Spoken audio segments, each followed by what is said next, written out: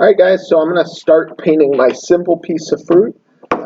You may have done a simple object. I chose this lemon.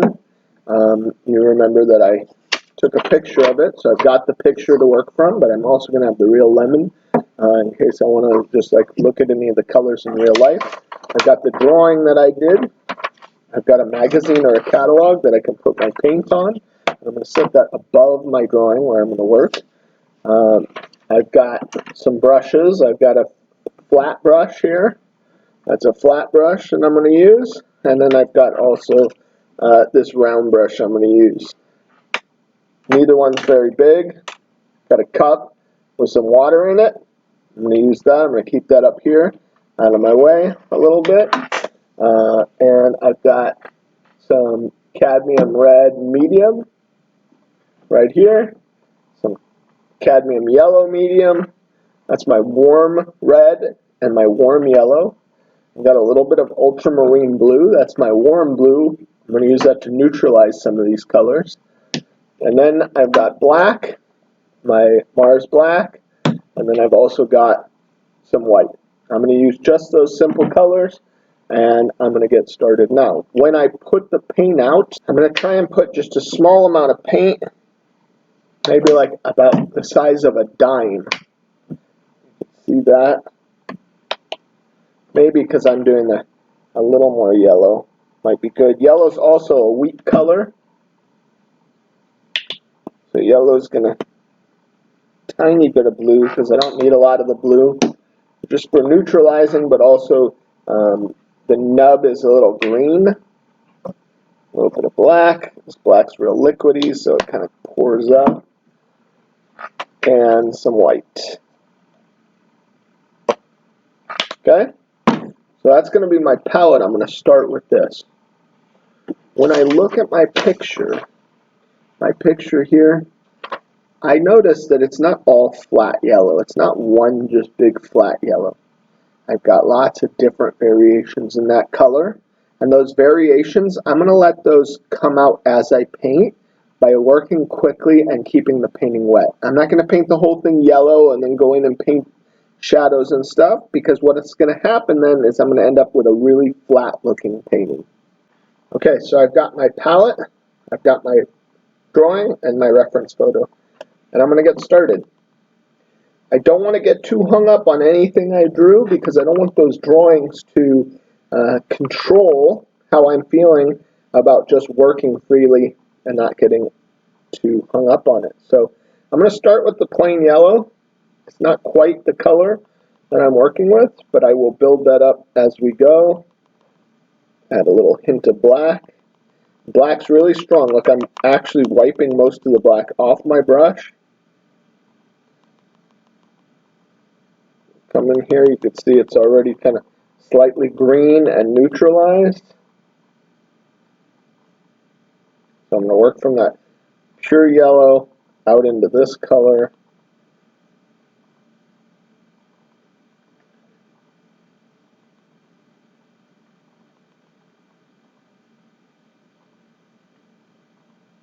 Add a little more black here.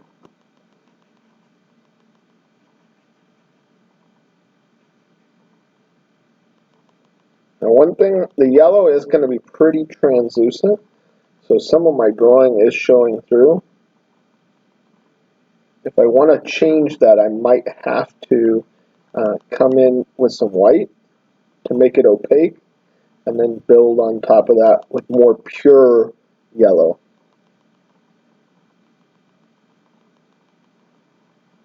Making sure I'm going over the line, because in the end I'm not going to leave that line behind. I don't want that in my final work.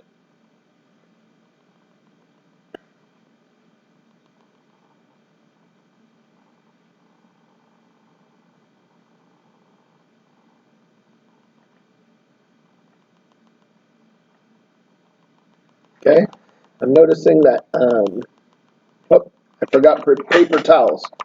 I want to have some paper towels so that if I have too much water in my brush, I can kind of dab it out. So, can also help you kind of wipe some of the color out of the brush. So I'm going to come in here, get a little bit of white, Mix it with this yellow. Come up on top. Start to build that, push it back. Pure yellow here. Letting the paint get pretty thick. Using my hand to control the brush strokes so they actually conform to the shape of the object.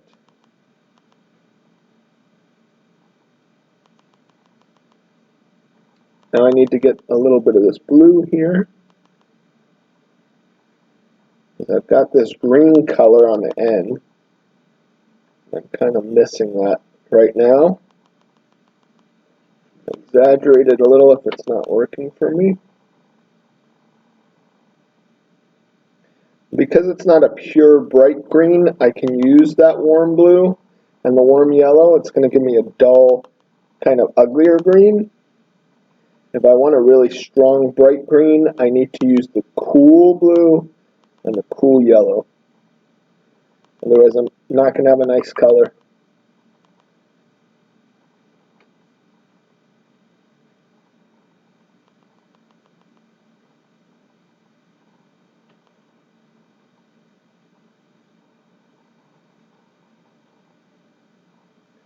Adding a little white back in. Still a little green. It's going to help me pull out some of this. And down here.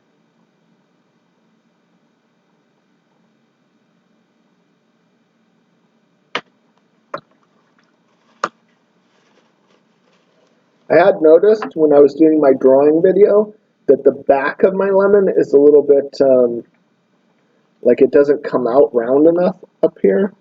So this is a great time to change that shape. Push it out. If I don't want my pencil join to show, I will have to add a little white. Block some of it out. And I can come back in with pure yellow if I need to. Well, actually, that's working pretty good. Catching some white up here. Because my paint's still wet, I can work into it and let it mix. Notice I put it on and then I kind of blended it. You can only do that if you're going to work quickly. If you start working slow, you're not going to have that option. So make sure you kind of move quickly and get that stuff laid out. A little more yellow up here.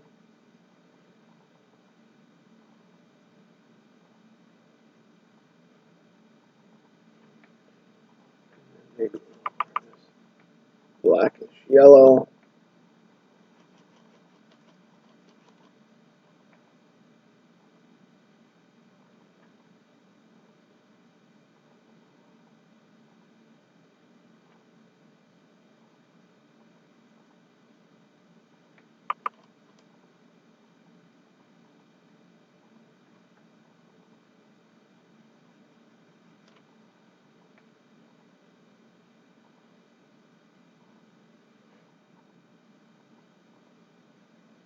Okay, now I'm going to jump to my small brush. I'm going to mix a little bit of red and black and yellow.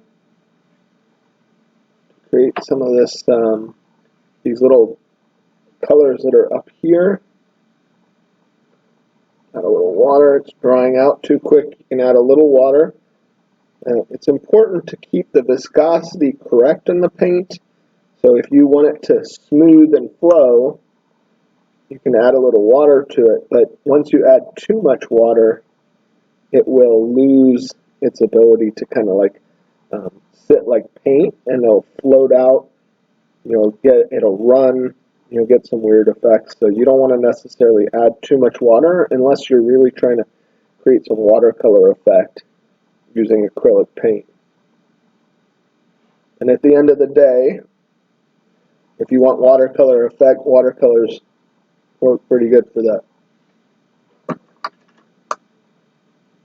We'll come in here now with a little of this yellow dark color.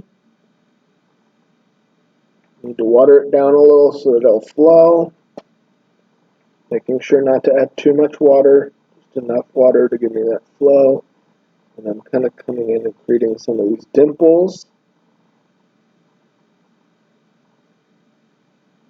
I'm not going to go too far because once I get to a certain point, these dimples are actually created by light around them.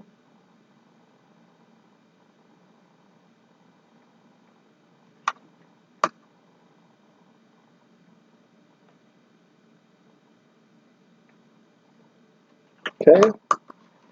I did notice that on the left side of the picture here, there's a little bit of blue light. So I'm going to take a little bit of blue, just pure blue and white.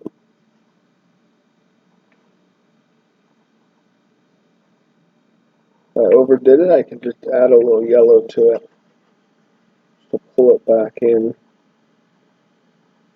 so it fits the lemon itself better. Those colors will still read as blue when they're on here next to the actual yellow. And now I'm going to come in with some really white yellow.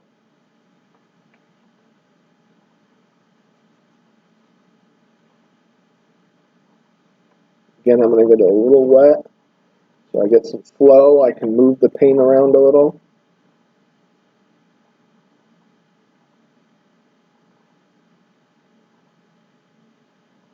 And I'm going to kind of create a pattern here that leaves some dimples behind in the regular yellow.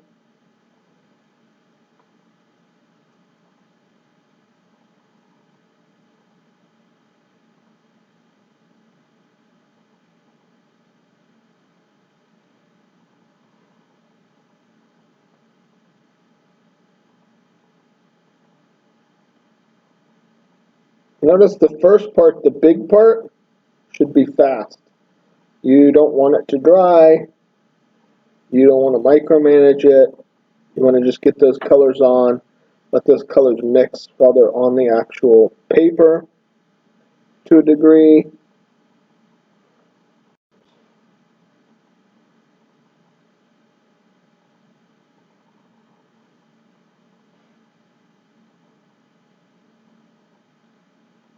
Using this to create some of that lemon texture I want.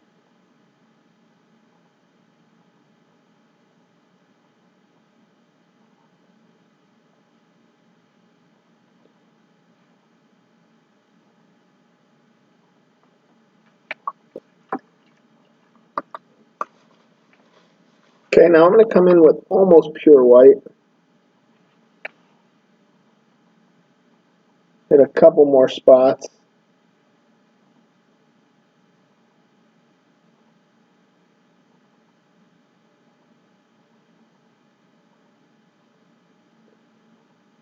A little bit of that blue in there.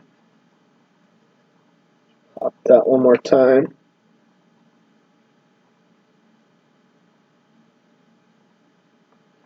Okay, my shape's a little rough, which I actually think is a good way to start.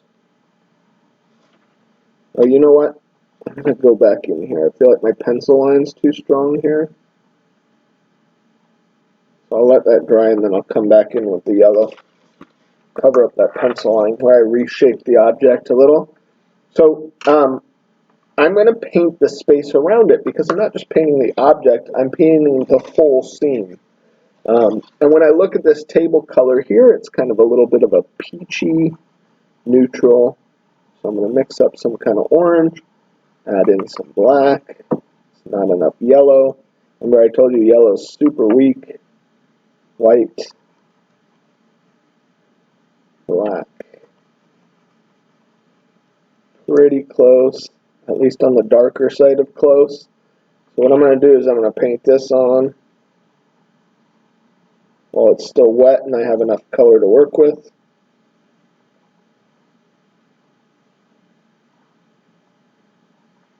Wet, let it flow in that paper.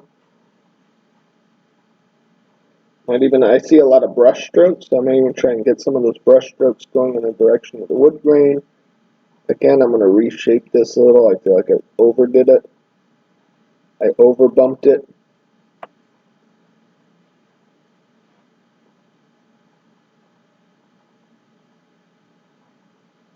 And I want to keep my memory sharp about how I mixed colors so that if I have to go back in, I can mix them again, or I can alter them so that they're a little different.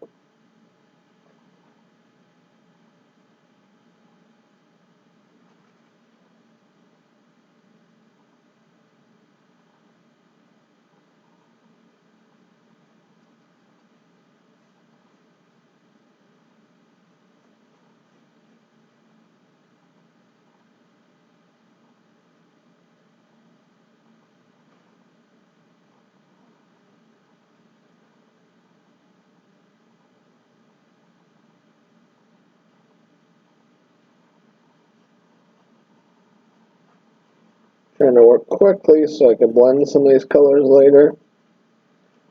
Keep the shadow effect.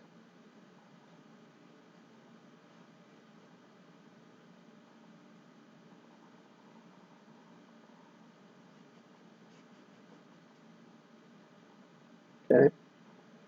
Add black to this.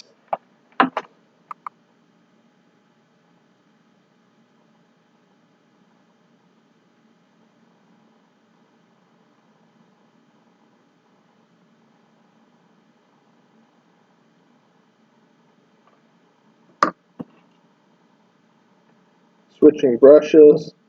I want to get a little more detail in here.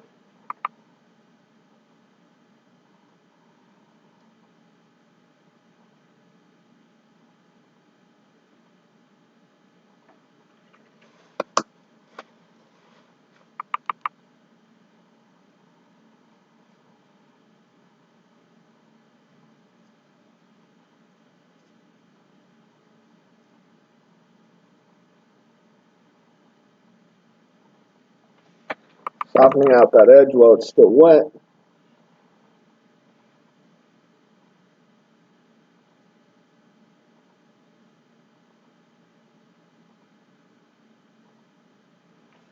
Notice how pretty much all my lines are gone. Just using light and dark colors next to each other.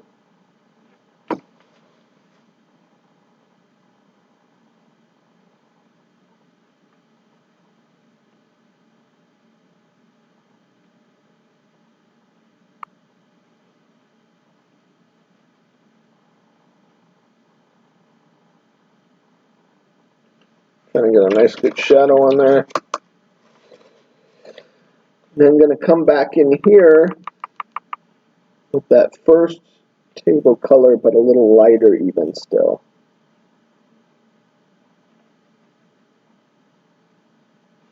And one of the cool things is I got all these lines on the grain going back to create depth.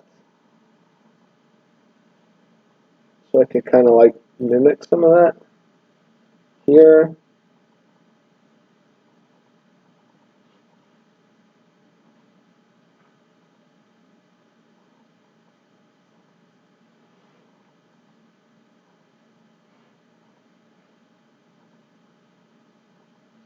Probably should have done that before my shadow, but that's okay.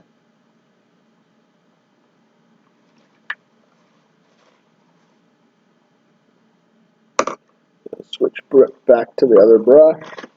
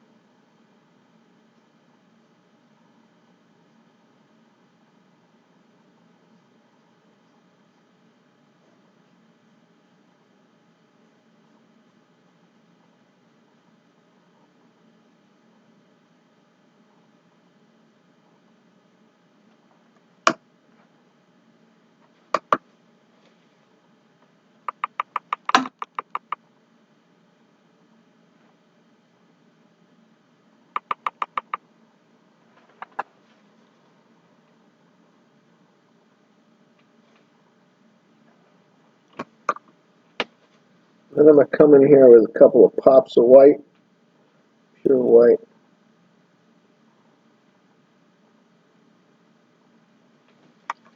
To give it that extra shine.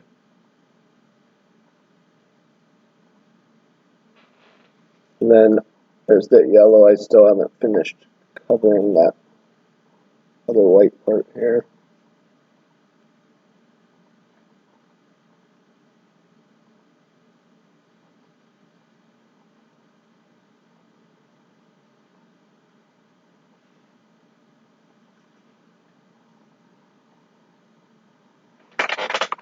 Okay, and I feel pretty good about that.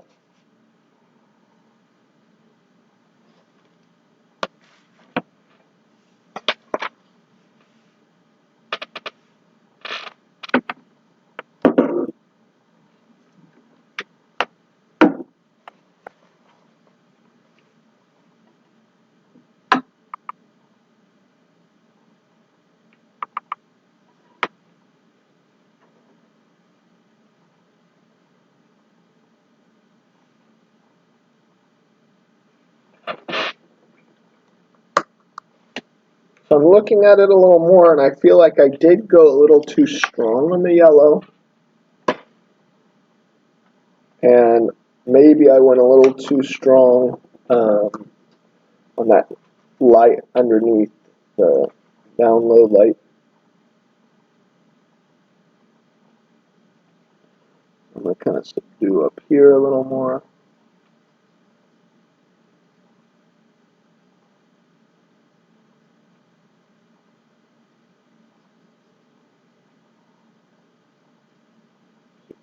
Here. Come down.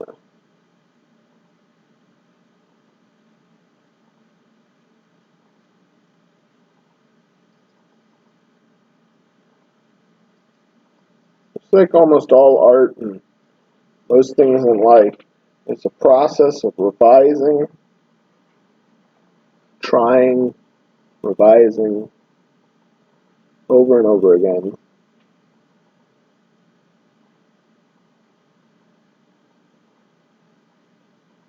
It's that push and pull that's going to get you to make something great.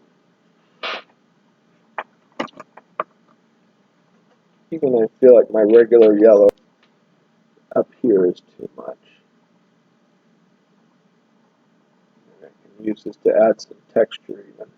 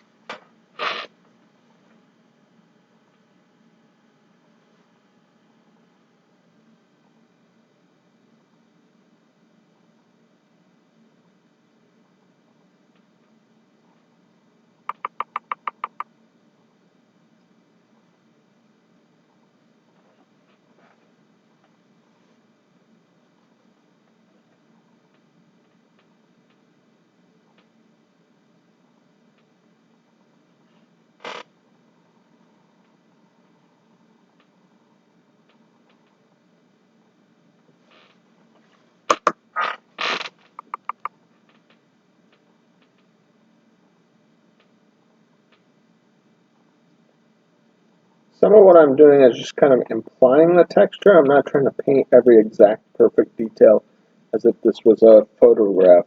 But I do know that some of you are going to lean towards feeling that way or thinking that way about making art. And that's okay. You can do that too. You could try and get every detail.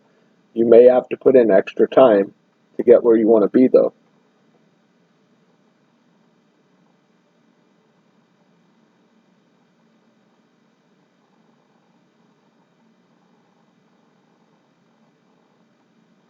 Notice I never stopped, I never waited for it to dry. My paint was never too thick or too thin.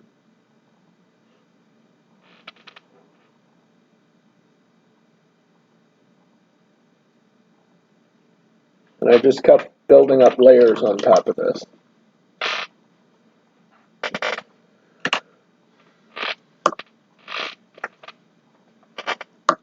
I could keep going, but at this point I'm going to stop, and you guys go give it a shot.